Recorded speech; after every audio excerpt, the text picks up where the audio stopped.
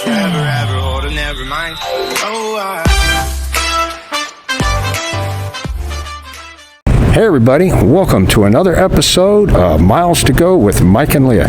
Today we're just outside of Omaha, Nebraska, and we just visited the Strategic Air Command Museum. And man, I gotta tell you, it is really cool.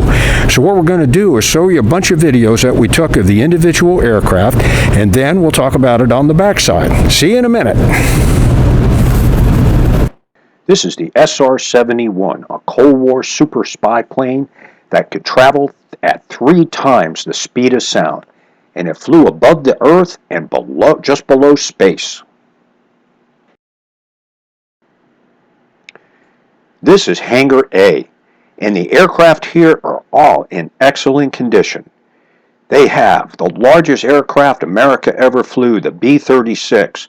They have a supersonic B-52, a B-17, an A-26 attack aircraft, an HU-16 Goonie Bird, which was an amphibious rescue aircraft, and the F-111, the father of the Navy's famous F-14 Tomcat. This is America's largest aircraft it ever made, the B-36 bomber, and it is also the Air Force's first Strategic Air Command bomber. It carried nuclear weapons during the early 1950s. The origins of this design started in early 1941 when it looked like England was going to fall to the Nazis, and America needed a strategic bomber that could fly from the United States all the way to Europe. It is one of the world's largest aircraft. The wingspan of the B-36 is just enormous. Each wing has 3 huge piston engines, which can be serviced in flight through a crawl space in the wings. And in addition to that, there are 2 jet engines on the outside of each wingtip.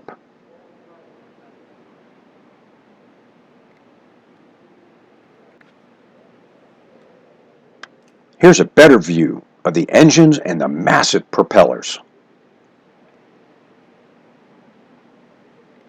This aircraft, for its age, is just in excellent condition.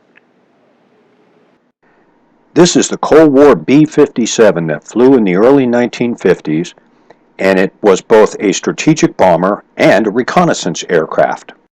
This is the Strategic Air Command's Boeing B-52 bomber. These bombers first started flying in the early 1950s and have been retrofitted and rebuilt many times, and they are still flying today. Air Force crews lovingly call the B-52 the BOF. It has 4 powerful jet engines slung under each wing, and this aircraft can fly at supersonic speeds. It also has 2 huge bomb bays that can deliver very heavy payloads.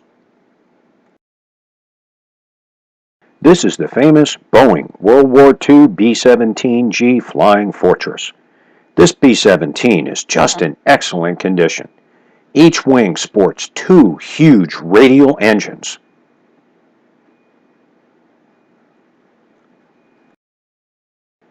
This is the Grumman Corporation's HU-16 Albatross. It's an amphibious aircraft, and it was flown by the Air Force, the Navy, and the Coast Guard for at-sea rescue missions.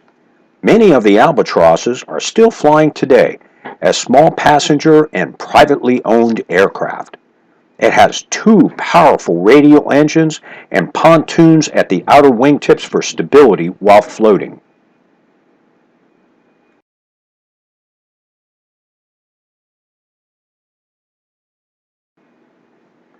This is the B-47, the Air Force's first jet-powered strategic bomber, and the father of the B-52 bomber.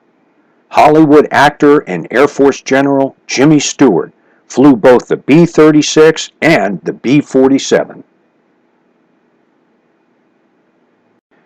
This is the Strategic Air Command's B-58 supersonic bomber, and it was capable of carrying small nuclear weapons. This aircraft is the F-111 Swing Wing Bomber and the father of the Navy's famous F-14 Tomcat. This is the museum's Hangar B, and all of these aircraft are also in excellent condition.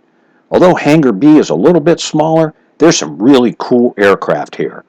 There's a C-119 flying boxcar, the Air Force's first aero-refueling aircraft, the KC-97, a DC-3, a C-47, a beautifully restored B-29 Superfortress, and several well-restored helicopters.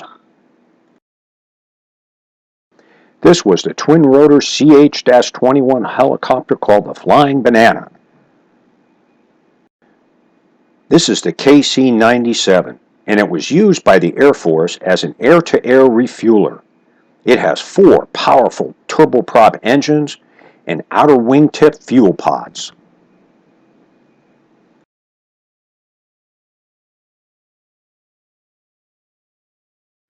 This is the late World War II Boeing B-29 Superfortress, and it's powered by 4 massive radial engines. The B-29 dropped the first atomic bombs that ended World War II. It has 2 separate bomb bays. It was fully pressurized for the crew for high-altitude flying, and it incorporated remote control machine gun turrets. The B-29 was supposed to be used in Europe, but because of its design late in the war, it was only used in the war in the Pacific. And it was one of the largest bombers ever produced. And there are only 3 of these aircraft flying today. Hey everybody, I hope you enjoyed the video tour that we did for you on the Strategic Air Command Air Museum here outside of Omaha, Nebraska. With that, don't forget to subscribe to our channel, Miles to Go with Mike O'Leah. So for now, we'll say goodbye until our next video.